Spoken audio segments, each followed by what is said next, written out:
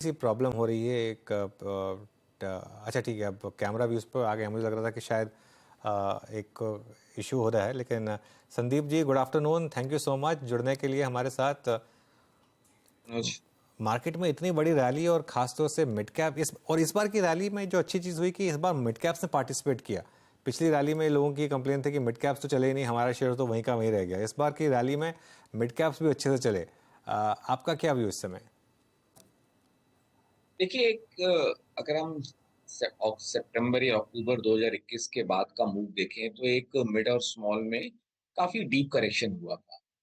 और last year भी जो नवंबर में एक रैली आई उसके बाद वो पूरा फिजल आउट हो गया था। तो लॉट ऑफ जो फैमिली ऑफिसेज, अल्ट्रा एचएनआई, जो लार्ज टिकट कस्टमर थे, बहुत गिव अप मारा लोगों ने। देखिए, म्यूचुअल फंड हम ट्रैक करते हैं तो म्यूचुअल फंड में तो पैसा आया है। और अभी क्या चेंज हुआ है, सबसे इंपॉर्टेंट चेंज हुआ है कि एक एफआईएस का फ्लो आप कंटिन्यूस बेसिस पे पॉजिटिव देख रहे हैं। तो एक होप आ जाता है कि at least large players are back, FIS are back. तो लोअर लेवल पे उस तरह के लोगों का पार्टिसिपेशन स्मॉल और मिड में कॉन्फिडेंस बूस्टर होता है। एफआईएस का नंबर वो बूस्ट हो गया तो आपका साइड काउंटर में इंटरेस्ट आ जाता है। तो ऐसा नहीं था कि किसी को इंटरेस्ट नहीं था, लेकिन इतना पैसा लगा था लास्ट कुछ क्वार्टर से अगर देखा जाए तो लोगों का थोड़ा हिम्मत भी टूटा हुआ था। और जैसे ही वो दिखा है कि एफआईआईज आर बैक, तो एक इंटरेस्ट बिल्ड होता है, तो वो एक एक्टिविटी बढ़ना स्टार्ट हो गई। और बाजार में अगर आप देखेंगे तो एक इम्पैक्ट कॉस्ट बहुत ज्यादा है। अगर आप बेचने जाते हैं तो भी इम्पैक्ट कॉस्ट है, लेने जाते हैं तो भी। तो आप देखिए, कम वॉल्यूम्स पे स्टॉक्स ज्यादा बढ़ गए हैं क्योंकि इम्पैक्ट कॉस्ट का अपना एक रोल है। वो जो घटते टाइम पे भी प्ले आउट हुआ था और बढ़ते समय भी प्ले आउट हो रहा है। एक और हाईलाइट जो इस रैली की रही है संदीप जी, वो ये कि कंजम्पशन ने बहुत अच्छा किया है, चाहे डिस्क्रिशनरी कंजम्पशन हो या नॉन डिस्क्रिशनरी कंजम्पशन हो। ऑटो स्टॉक सारे के सारे ऑल टाइम हाई पर, आपका नेस्ले ऑल टाइम हाई के काफ़ी करीब है, बाकी सब स्टॉक्स ने भी एक अच्छा कंट्रीब्यूट किया है। और एनबीएफसीज, इसमें एक बहुत बड़ी रैली आई है, तो वो एक मुझे याद दिला रहा है जो इंडिया की एक बड़ी बिग बुल मार्केट आई थी, उसमें कंजम्पशन प्लस दोस्त फाइनेंसिंग कंजम्पशन वो अच्छा कर रहे थे। ये कुछ एक आगे के लिए एक अच्छा संकेत है क्या कि ये रैली शायद कंटिन्यू करेगी और कंजम्पशन में क्या अभी भी पैसा बनेगा यहां से? देखिए, ओवरऑल इंडिया कंजम्पशन की तो हम लोग सभी कंस्ट्रक्टिव रहे हैं, लेकिन आप एक चीज देखिए, हर स्टॉक का एक ओवर ओनरशिप और अंडर ओनरशिप का इम्पैक्ट आता है। ये पूरा एक सेक्टर देखिए काफी टाइम से एक निग्लेक्टेड टेरिटरी में था। अगर आप देखेंगे कि सितंबर 2020 के आसपास, अगर आप मेरे को मोटा मोटा याद आता है, एक पोस्ट कोविड फार्मा और एफएमसीजी का एक लॉन्ग टर्म टॉप बना था। वो पूरी साइकिल रिवर्स हो रही है कि यहाँ पे एक निग्लेक्टेड फेस में सब स्टॉक चले गए थे, एकदम बीटन डाउन निग्लेक्टेड फेस था। चाहे आप नेस्ले देखिए, चाहे लीवर देखिए, उसी तरह का माहौल मेरिको, मतलब एक पूरा जो भी आपने नाम दिए भी सब उसी उसमें क्वालिफाई करते हैं। तो मुझे ऐसा लगता है एक फेस था, हर एक का एक साइकिल आता है, तो वो एक रिवर्सल है इस फेस का। अभी आपको ये कहना बहुत मुश्किल है कि ये ट्रेंड क्या वन वे चलेगा। मेरे को ऐसा नहीं लगता है। कहीं ना कहीं ये सब स्टॉक्स भी एक पॉइंट के ऊपर रिलेटिवली ओवर ओनरशिप आएगी। और एक एक्सपेंसिव तो ये पहले भी थे और अभी भी, ऐसा नहीं है कि बहुत सस्ते हो गए। अगर आप कुछ एमएनसी कंपनीज का वैल्यूएशन देखें तो बहुत सस्ते तो कुछ नहीं है, लेकिन एक क्या होता है, एक ओवरऑल मार्केट में जब व्यू थोड़ा चेंज होता है, घबराहट होती है, तो एक लोग डिफेंसिव स्टॉक्स में पार्किंग करते हैं। तो मैं उससे उसको ज्यादा लिंक करके देखूंगा कि बजाय कि ये कंजम्पशन की रैली आ गई है। सिमिलरली अगर हम देखें कि बैंक्स वर्सेस एनबीएफसी, तो बैंक्स में आपने देखा एक यूफोरिया हुआ। निफ्टी निफ्टी बैंक निफ्टी 45,000 के आसपास आया। प्राइवेट सेक्टर बैंक भी चले और पब्लिक सेक्टर बैंक भी चले, तो एक बैंकिंग सेक्टर ने एक लीडरशिप लिया। अगर बीएफआई सिर्फ की बात करते हैं तो वहां पे भी थोड़ा वो थोड़ा कूल ऑफ होगा। तो एक एनबीएफसी में रिबाउंड आएगा। और लोगों का व्यू है कि इंटरेस्ट रेट का साइकिल पीक आउट हो गया है। जैसी वो ओपिनियन बन जाती है कि अगर लगने लगता है कि इंटरेस्ट रेट्स अगर पीक आउट हो गए, तो फिर एक रिवाइवल एनबीएफसी में आता है। वो एक साइकिल है, वो उसी तरह का साइकिल अभी प्ले आउट हो रहा है। अरे संदीप सर, ये बैंक्स पे आपका कन्विक्शन कितना है इस वक्त? अब आपसे जब बातचीत कर रहे हैं सर हम, आप यकीन मानिए ICICI bank almost all time high पे खड़ा हुआ है। क्या यहाँ से अप मूव को भी बैंक्स ही लीड करेंगे? और एक और चीज़ सर, इस बार की बैंक्स के अर्निंग्स आपको कैसी लगी, स्पेशली अगर एसबीआई नंबर से दिए?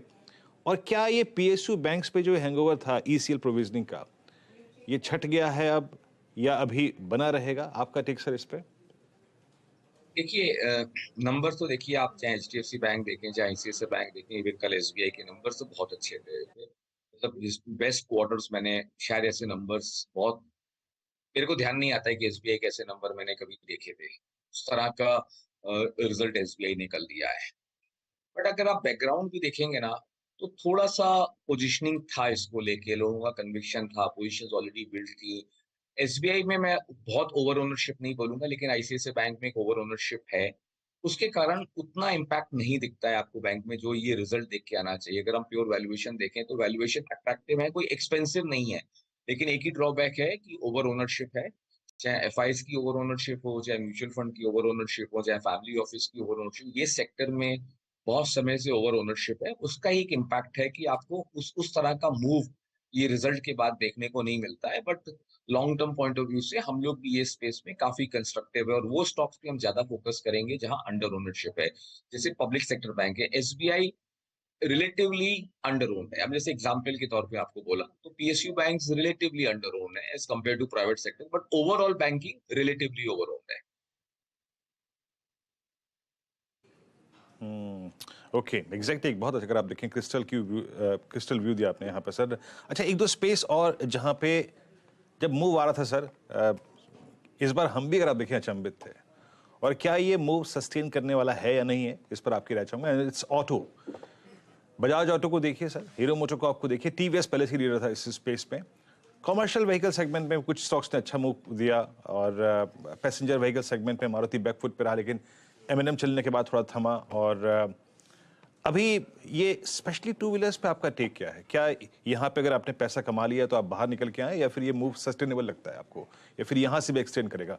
और अगर आपको पूरे ऑटो को बाइसेक्ट करना हो sir, passenger, commercial, two wheeler, battery stocks, ancillary, सबसे ज्यादा कन्विक्शन कहाँ पर है आपका?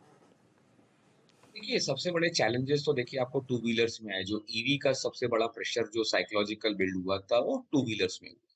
तो आपने देखा कि टू व्हीलर्स के स्टॉक्स को एक इम्पैक्ट आया। कोई चीज बहुत ही नेगेटिव टेरिटरी में पहुंच जाए, उसका रिबाउंड आए, तो मैं उसको बहुत ज्यादा एक्साइटमेंट उसमें नहीं होना चाहिए, क्योंकि कुछ चीजें एक, अगर आप बोले तो कुछ एक ड्रामेटिक चेंज हो गया है। वो इंडस्ट्री में एक नया फिनोमिना आ गया, और वो फिनोमिना कब तक चलेगा और क्या फेल होगा वो कहना बहुत मुश्किल है। बट एक टेक्नोलॉजिकल चेंज आया है ईवी के कारण, तो उसके कारण टू वी सेक्टर का, टू व्हीलर्स पर्टिकुलर सेक्टर का, जो ट्रेडिशनल व्हीकल्स थी उसका अर्निंग्स मल्टीपल के ऊपर एक साइकोलॉजिकल इम्पैक्ट है, इसलिए वो डिक्लाइन हुए।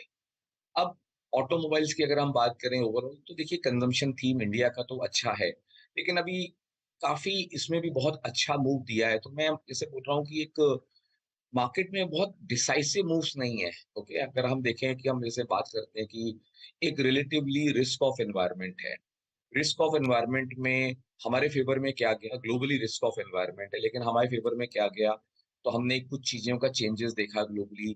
जिस तरह से ऑफ लेट करेंसीज में मूवमेंट था, तो एक फ्लो जो पूरा था वो डीएम से ईएम की तरह शिफ्ट हुआ।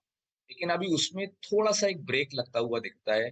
जिस तरह से डॉलर इंडेक्स ने रिबाउंड दिया है, करेंसीज में मूवमेंट्स आना स्टार्ट हुआ है, गोल्ड जिस तरह से करेक्ट हुआ है, देखिए गैस प्राइसेस में, तो एक मुझे तो एक एनर्जी में भी एक अपटिक दिखता है, ग्लोबल वॉलिटी करेंसी फ्रंट पे थोड़ा चैलेंज दिखता है। तो वो बैकग्राउंड में मैं बहुत ऑप्टिमिस्टिक नहीं रहूंगा इस लेवल पे ऑटोमोबाइल स्टॉक्स में, क्योंकि एक मैक्रो बैकग्राउंड जो उनके फेवर में था वो थोड़ा चेंज होता हुआ दिखता है। और मार्केट देखिए बहुत आ, आगे होता है, किसी ना किसी को बहुत जल्दी समझ में आ जाता है कि कोई चीज बड़ी चेंज हो रही है। तो ये अर्ली स्टेजेस के डेटा पॉइंट्स हैं जिसको हम लोग भी देख रहे हैं, मार्केट भी ऑब्जर्व कर रहा है। तो बैकग्राउंड में मैं बहुत ज्यादा एक्साइटमेंट इस सेक्टर पे इस समय नहीं रखा हूँ।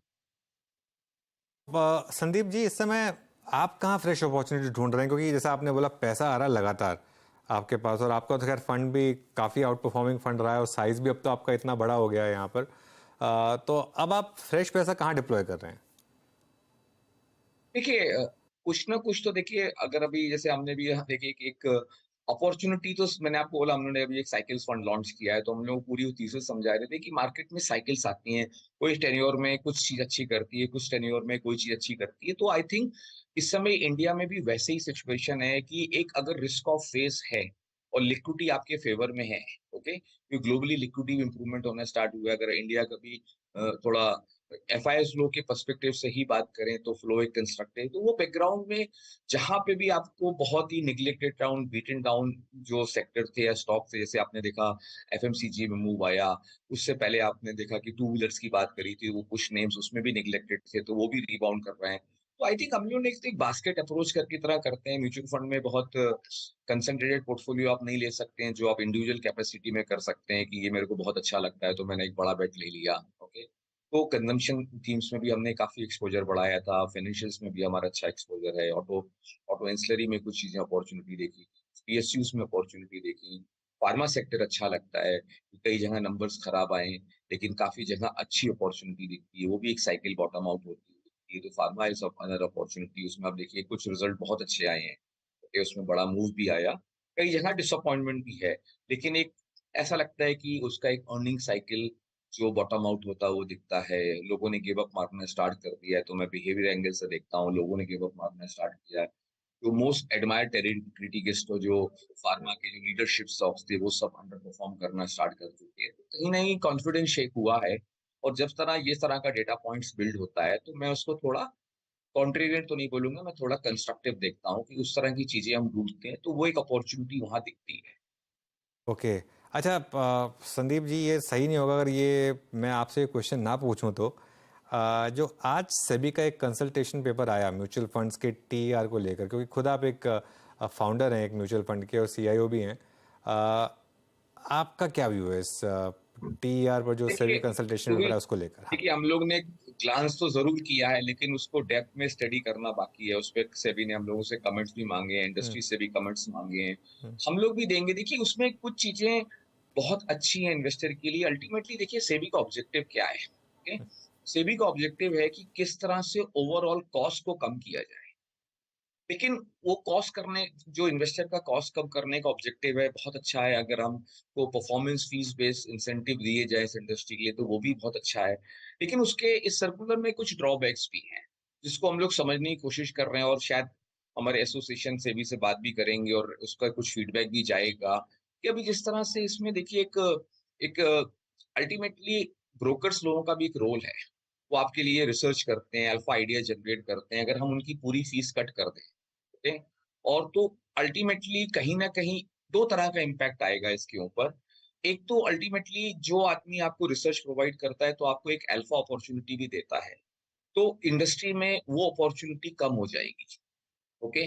अगर वो टीयर के अंदर क्लब कर दिया तो फिर अल्टीमेटली या तो फिर म्यूचुअल फंड का बिजनेस उस कॉस्ट स्ट्रक्चर पे वायबल नहीं रह जाता है, अगर आपने सारी कॉस्ट एब्जॉर्ब कर ली, या फिर वो ब्रोकिंग का बिजनेस वायबल नहीं रह जाता है कि आप ब्रोकिंग को बिजनेस नहीं देंगे। अगर आप उनको नहीं देते हैं तो आपको फिर इन हाउस उतना टीम बिल्ड करना पड़ेगा, तो वो एक कॉस्ट स्ट्रक्चर बिल्ड होता है। और हर आदमी की अपनी अपनी एक लिमिटेशंस होती है, हर ऑर्गेनाइजेशन की इतना बड़ा कवरेज करना थोड़ा मुश्किल होता है। तो वो एक चैलेंज है इंडस्ट्री के लिए जो हम लोग समझने की कोशिश कर रहे हैं कि इसको किस तरह टैकल किया जाएगा। अभी भी जैसे बोला है कि कंसल्टिंग पेपर है, अभी फाइनल गाइडलाइंस नहीं है। श्योर इंडस्ट्री एम्फी बॉडी है, वो टू एंड फ्रो होगा, हम लोग के भी फीडबैक जाएंगे, इंडस्ट्री के भी फीडबैक जाएंगे, regulator will look into it. So mixed opinion मैं इसको बोलूंगा कि लॉन्ग टर्म पर्सपेक्टिव अच्छा है इन्वेस्टर के लिए, लेकिन जो इस तरह की जो बीच में इंटरमीडिएटरी बॉडीज भी इन्वॉल्व हैं, वहां पर भी क्या इम्पैक्ट आता है अल्टीमेटली। अगर ओवरऑल अगर हम इस चीज को देखें तो हमको आइडियाज भी कम हो जाएंगे, तो वो भी एक ड्रॉबैक। अल्टीमेटली म्यूचुअल फंड का ऑब्जेक्टिव क्या है, एक अल्फा इन्वेस्टर के लिए जनरेट करना है, नहीं तो सब ऑर्गेनाइजेशन को अपनी अपनी टीम बिल्ड करनी पड़ेगी। जो बड़े म्यूचुअल फंड है उनको इतना दिक्कत नहीं होगा, लेकिन जो मीडियम साइज म्यूचुअल फंड है हमारे जैसे, और ये नए म्यूचुअल फंड आ रहे हैं, उनके लिए बिजनेस कंप्लीटली अनवायबल हो जाएगा। अगर वो आप शुरू से इस तरह के कॉस्ट स्ट्रक्चर्स को लोड अप करना स्टार्ट करेंगे तो ये इंडस्ट्री बहुत अच्छे से ग्रो हो रही थी, कहीं वहां पे डेंट होता है। आई एम श्योर, मेरे को ऐसा लगता है रेगुलेटरी बॉडी उसको कंसीडर करेंगे। अल्टीमेटली कॉस्ट थोड़ा कम जरूर हो जाएगा, लेकिन अल्टीमेटली इन्वेस्टर के लिए हमको एक अल्फा जनरेट करना, आइडियाज चाहिए, ब्लॉक्स चाहिए, सर्विसिंग चाहिए, ओके, कॉर्पोरेट एक्सेस चाहिए। अगर हर चीज हम अपने आप तरीके से बिल्ड करेंगे तो हम लोगों की भी लिमिटेशन है, और हमारी नहीं, सब म्यूचुअल फंड की लिमिटेशन होगी। वो देखते हैं उसको कैसे बैलेंस आता है। ये मेरा कैंडिड ओपिनियन है इस मैटर के ऊपर कि हमको कैसे उसको डील करना है। तो अगर ये किसी फॉर्म में एक्सेप्ट होता है तो हर आदमी को अपने ड्राइंग रूम जाके नया बिजनेस प्लान रिवर्क करना पड़ेगा। अगर चेंजेस, माइनर चेंजेस होते हैं तो it will be good for the industry. Okay, बहुत सही तरीके से आपने एकदम पुटअप किया उसको संदीप जी। जैसा आपने बोला कि ये अभी तो कंसल्टेशन पेपर है, सबसे राय मांगी गई है, आपसे भी, आपकी इंडस्ट्री से भी राय मांगी जाएगी। थैंक यू सो मच आज जुड़ने के लिए और सारी बात हमारे साथ करने के लिए। Thank you.